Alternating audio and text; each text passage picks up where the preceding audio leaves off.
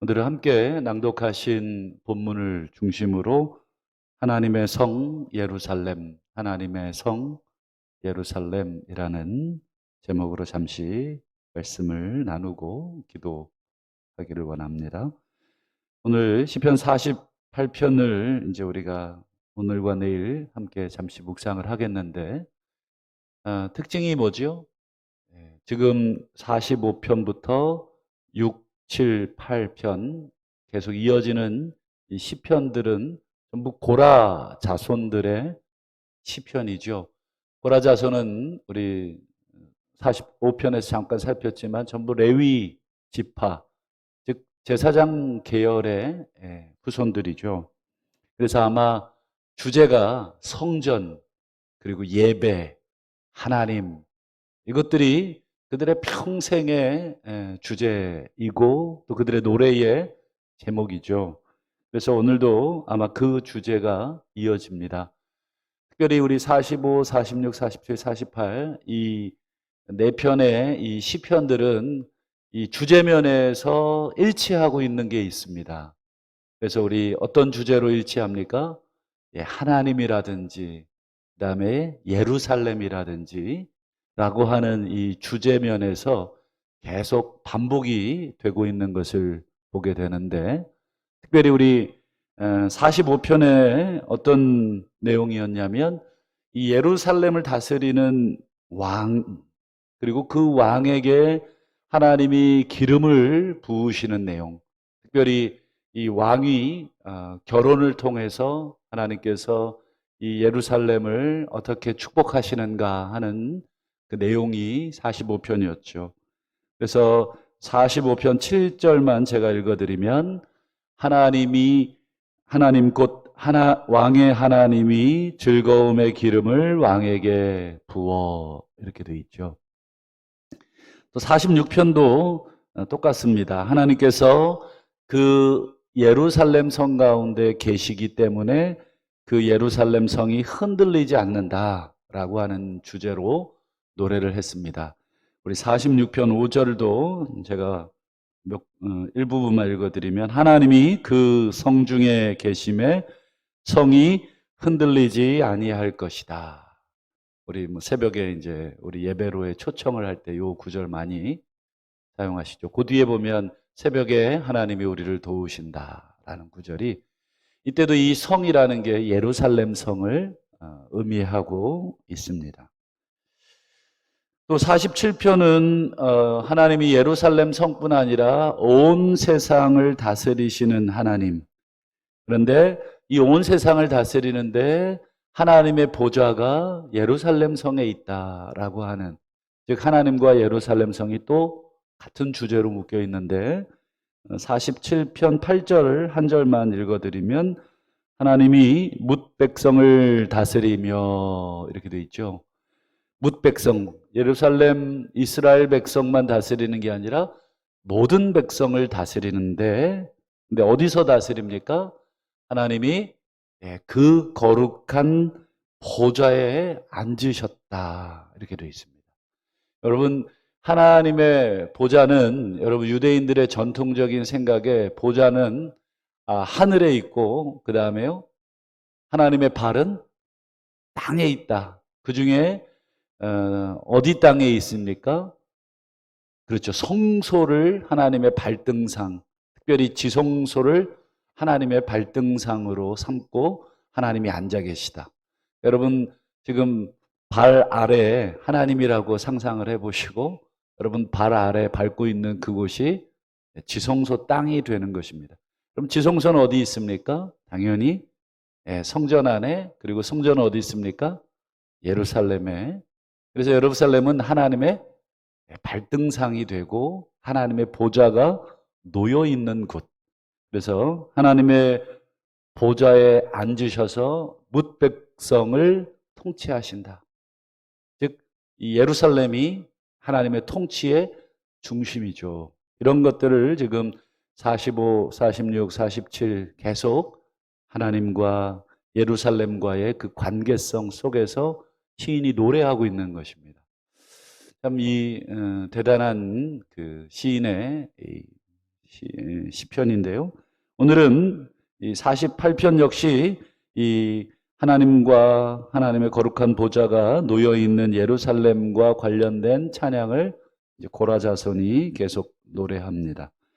먼저 우리 1절, 2절을 보시면 특별히 여러분 48편 1절, 2절 교회 학교 출신들은 아마 그 찬양 때 많이 불렀을 텐데 뭐 터가 높고 아름다워 뭐 저도 중고등학교 때 이 찬양 많이 막 기타 치면서 불렀던 기억이 있습니다. 우리 1절부터 보시면 여호와는 위대하시다.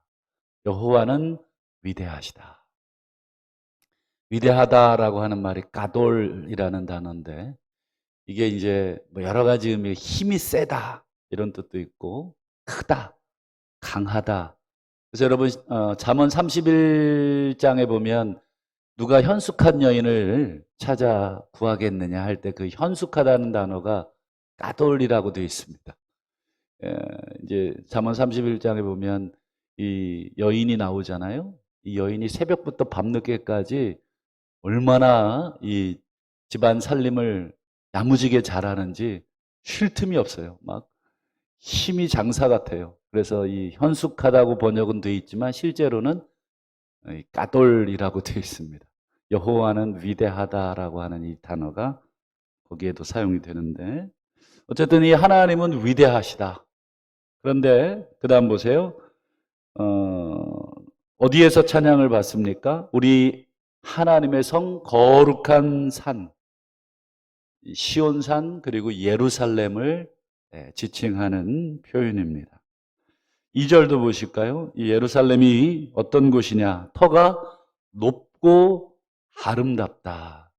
여러분 실제로 그렇습니다. 예루살렘은 난공불락의 성입니다. 예루살렘 성을 점령하려면 그 밑에 기드론 골짜기를 내려갔다가 이렇게 올라가게 되어 있습니다.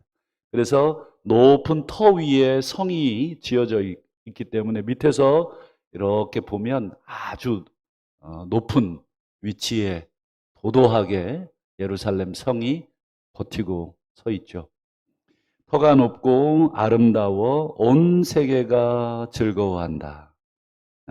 여기서도 보면 과장되어 있죠. 온 세계가 예루살렘을 보고 이 아름다운 성을 보고 즐거워한다. 그 다음 보세요. 큰 왕의 성 곧 북방에 있는 시온산이 그렇다. 그래서 그렇다는 것은 터가 높고 아름다워서 온 세상이 즐거워한다 이런 뜻인데 여기서 여러분 이제 한 가지 우리가 좀 눈여겨볼 단어가 있습니다. 큰 왕이라고 하는 건 이제 하나님을 표현하는 것입니다. 하나님의 성인데 이 하나님의 성을 어떻게 표현하고 있습니까? 북방에 있는 이렇게 되어 있죠. 여기서 이 북방이라고 번역된 단어를 찾아보니까 이 차폰 또는 이제 짜폰이라고 발음할 수도 있는데 이 짜폰이라고 하는 단어입니다. 이 짜폰이라고 하는 이 단어가 원래는 그냥 북방이라고도 하기도 하고 그리고 이제 실제적으로 고유명사로도 쓰이기도 합니다. 고유명사. 그러니까 지명이 되는 거죠. 지명. 그래서 이제 이 짭본에 있는 이런 뜻도 됩니다. 우리로 얘기하면 뭐 북한산 그러면 북한에 있는 산이기도 하지만 고유명사로 지명이 되기도 하죠. 북한 정말 북한산이라는 지명이 되기도 하죠. 이 짭본이라는 단어가 그 학자들의 연구를 쭉 읽어보니까 어떻게 되어 있냐면 여러분 이 가나안의 이 그 대표적인 신이 누굽니까? 바알 신입니다. 그리고 그 당시에 이 바알을 중심으로 해서 모든 신들이 모여서 회의를 하는 곳이 있는데 어떤 곳이냐면 바로 요 짭본이라고 하는 산입니다. 그러니까 우리로 얘기하면 어떤 산쯤 될까 생각을 해봤는데 뭐 우리 뭐 무속인들이 아주 신령하게 여기는 산들 그 전 세계의 무속인들이 뭐 1년에 한 번씩 모여서 회의를 하고 뭐 제사를 지내는 산들, 산이 뭐 어느 산이 좀 유명한가요? 계룡산, 뭐 그런 거죠. 뭐 계룡산에 있는 이런 뜻이 되겠습니다. 북방에 있다라고 하는 것은 온갖 이 잡신들이 다 모여가지고 회의를 하는 신. 그 중에 대표 신이 누구냐면 바알. 바알의 주거지가 바로 이 짭본이라고 하는 것인데, 오늘 이 시인이 소위 말해서 큰 왕의 성, 즉 짭본에 있는, 즉 모든 신들이 모이는 산이 짭본이라고 하는 이 북방이라고 하는 것인 줄 아는데, 사실은 뭐냐? 시온산이 바로 하나님께서 모든 신들, 물론 신들이 없지만 그 당시의 세계관을 반영하는 표현입니다. 그 당시에 사람들은 신들이 각 지역을 분할하여 지역을 섬긴다고 생각을 했습니다. 그래서 여러분, 야곱이 아버지 집을 떠나잖아요. 떠나면서 베델이라는 곳에서 꿈에 하나님을 만나지 않습니까? 그때 야곱이 했던 말 기억나세요? 하나님이 과연 이곳에도 계시거늘. 우리 생각에는 당연히 하나님이 만유에 계시기 때문에 이건 뭐 당연한 말인데 왜 야곱은 그런 얘기를 했냐? 즉 자기가 살던 지역을 다스리는 신, 자기가 살던 지역을 넘어가면 그 신이 따라오지를 못한다라고 하는 생각을 가지고 있던 시절이었고, 그런데 야곱이 자기가 살던 지역을 넘어갔음에도 불구하고 자기의 아버지의 하나님 야훼께서 자기에게 나타나셔서 그런 얘기를 한 것이죠.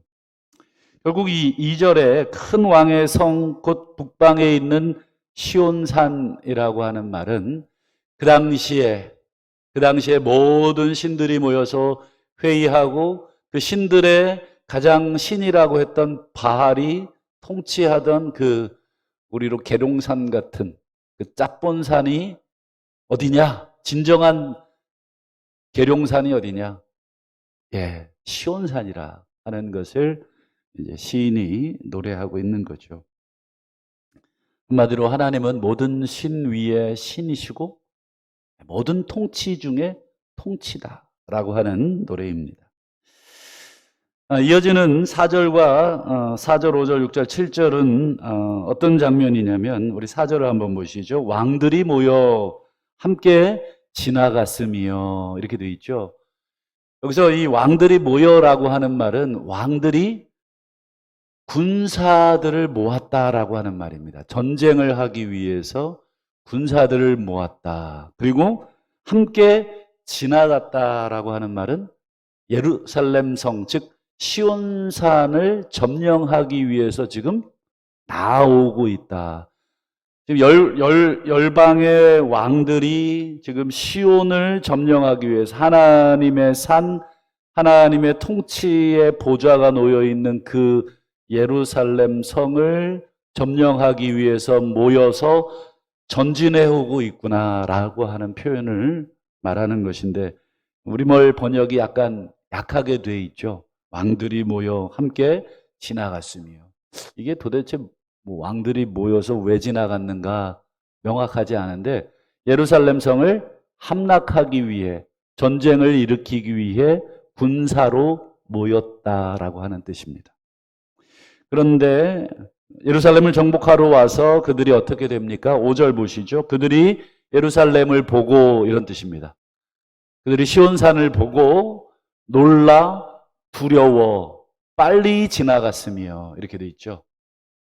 예루살렘을 정복하러 왔다가 그 산을 딱 보고 두려움과 공포에 사로잡혀서 빨리 지나갔다. 즉 그냥 도망을 쳤다, 이런 뜻입니다.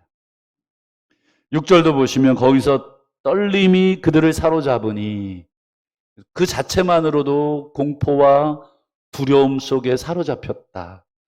근데 어느 정도 떨렸냐면 이 두 가지를 비유를 듭니다. 우리 6절 끝에 보시면 그들이 얼마나 두려워하고 얼마나 떨고 얼마나 고통스러워했느냐면 고통이 해산하는 여인의 고통과 같도다.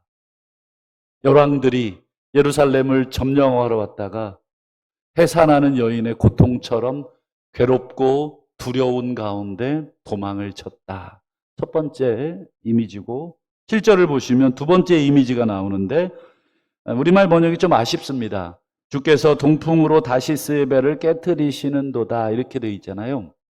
이게 이제 조금 더 정확하게 번역하면 앞에 고통이 해산하는 여인의 고통 같다, 뭐뭐 같다라고 하는 단어를 집어넣으시면 좋습니다. 이렇게 번역하면 제일 좋죠. 주께서 동풍으로 다시스의 배들을 깨트리심과 같도다. 그들이 두려움과 공포 속에 도망가는 모습을 해산하는 여인의 모습과 그 다음에요 동풍에 박살이 나고 있는 다시스의 배들의 모습 이렇게 비유하고 있습니다. 여기서 보면 이제 동풍이라고 되어 있는 여러분 이 동풍은 엄청난 파괴적인 바람입니다. 한번 이 동풍이 성경에 나오는 이 동풍은 아주 이 모든 걸 휩쓸어 버리는 이번에 우리 태풍이 밤새 우리 서해안을 휩쓸고 지나갔듯이 이 동풍도 그런 강한 바람입니다. 그리고 여러분 이 다시스의 배는 여러분 다시스는 아시는 것처럼 이쪽 서유럽 쪽에 있는 여러분 그쪽에 주로 이 배들이 아주 많죠. 그래서 예전에 우리 스페인도 이 무적함대로 유명하지 않습니까? 그 정도로 이 해양을 지배했던 민족들이 유럽 쪽에 많은데 이 다시스의 배라고 하는 것은 아주 크고 웅장한 배들을 표현하는 말입니다. 이 크고 웅장한 배들은 웬만한 파도나 바람에는 깨지질 않습니다. 완전 초대형급 바람에나 흔들리고 깨지죠. 그런데 지금 예루살렘을 정복하러 온 왕들이 바로 동풍에 깨지고 있는 그 화려하고 큰 다시스의 배와 같다라고 비유하고 있는 거죠. 여러분 이 시인의 이 말 하나님이 좌정하시는 그 예루살렘을 찬양하고 그리고 모든 왕들이 그 예루살렘을 점령하러 왔다가 깜짝 놀라 해산하는 여인처럼 동풍에 박살나고 있는 그 다시스의 배들처럼 다 산산조각이 나 있다. 그리고 마지막으로 8절에 예루살렘이 이렇게 견고하고 거룩하고 안전한 이유를 이야기하고 있죠. 그것은 그 성 자체가 그렇기 때문이 아니라 8절 끝에 보시면 하나님이 이를 영원히 견고하게 하시기 때문이다. 여러분 예루살렘 자체가 여러분 그 자체가 물론 견고한 요새와 같은 곳이긴 하지만 여러분 그곳이 견고할 수 있는 이유 그 이유는 바로 하나님께서 견고하게 붙들고 계시고 하나님이 함께하고 계시기 때문이다. 시인은 비록 지리적인 예루살렘을 찬양하고 그곳에 계신 하나님을 높이고 있지만 오늘날 우리 신약시대 성도들은 예루살렘 땅 자체를 신성하게 여기지는 않습니다. 예루살렘이 신성한 이유는 단 하나죠. 그것은 바로 하나님께서 그것을 지정하셨고 또 하나님께서 통치의 중심으로 그곳을 삼으셨기 때문이죠.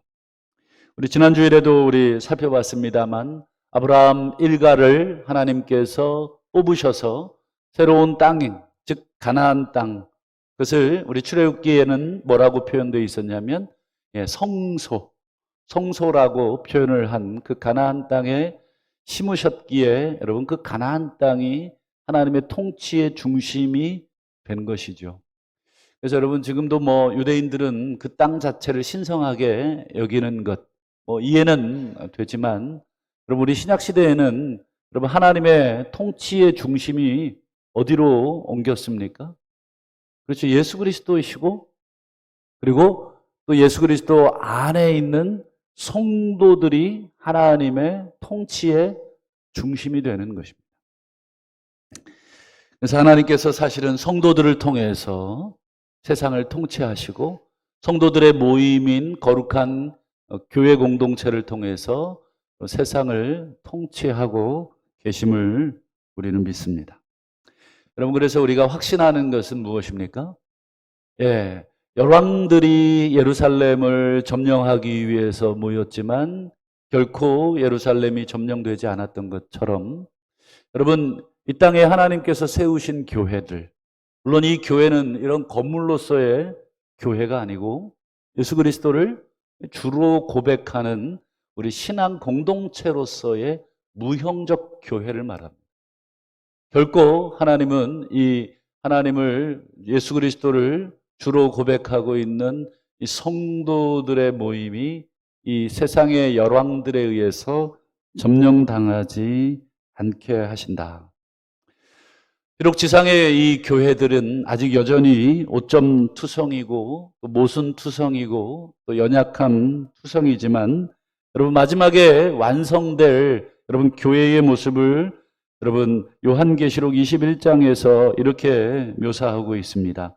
성령으로 나를 데리고 크고 높은 산으로 올라가. 여기도 보면 크고 높은 산, 우리 2편에 터가 높고 아름다운 그런 표현들하고 똑같은 표현들이 사용되고 있죠. 크고 높은 산으로 성령께서 요한을 데리고 올라가시는데, 거기서 뭐를 보여주시냐면 하나님께로부터 하늘에서 내려오는 거룩한 성 예루살렘을 보여주십니다. 즉, 새 예루살렘이 하나님으로부터, 하늘로부터 쭉 내려오는 그 광경. 여러분, 이 예루살렘, 거룩한 성 새 예루살렘은 뭐예요? 예, 교회 공동체를 은유적으로 표현하는 요한계시록의 언어입니다.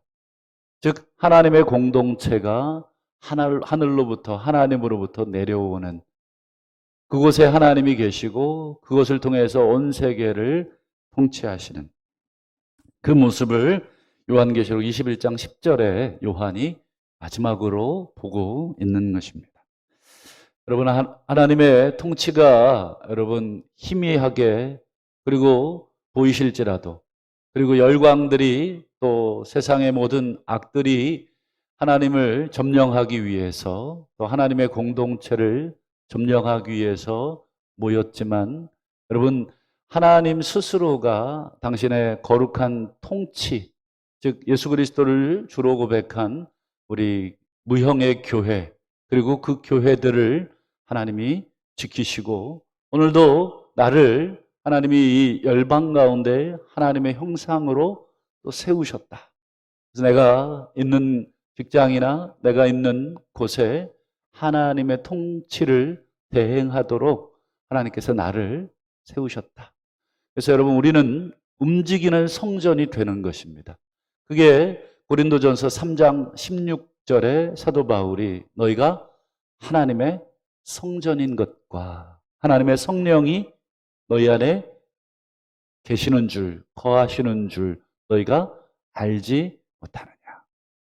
여러분, 우리를 하나님께서 당신의 통치의 핵심으로 삼으셨다라고 하는 것이 여러분 신약 성경이 우리에게 가르쳐준, 오늘 이 시편 48편의 터가 높고 아름다운 예루살렘 성, 하나님의 보좌가 놓여 온 세상을 통치하는 곳, 이곳이 예루살렘이라고 하는 것을 찬양했지만, 또 근본적으로 오늘 우리들에게는 하나님이 우리를 높여주고 계시고 우리를 통해 세상을 통치하시기를 원하신다고 하는 것을 다시 한번 기억하시고, 다시 한번 열방 가운데 여러분 하나님을 보여주시는 그런 놀라운 하나님의 보좌, 성전 되시기를 주의 이름으로 축원합니다. 기도하겠습니다. 주신 말씀 붙들고 기도하시기를 바라고, 특별히 어려운 시국 가운데 우리가 지나가고 있습니다. 하나님, 이때에 우리 통하여 하나님께서 열방을 다시 한번 다스리시고 또 우리를 통하여 하나님의 이름이 높임을 받으시도록 우리 자신을 위해서 기도하시고, 또 우리 교회 공동체를 위해서 기도하시되, 특별히 우리 일꾼 선출을 위해서 기도하시고, 또 우리 흩어져 있는 모든 우리 가족들과 성도들을 위해서, 또 가지고 올라오신 개인의 기도의 제목을 놓고 시간이 되실 때까지 자유롭게 기도하시다가 돌아가시기 바랍니다. 우리 주의 이름 한번 부르고 간절히 기도하겠습니다. 주여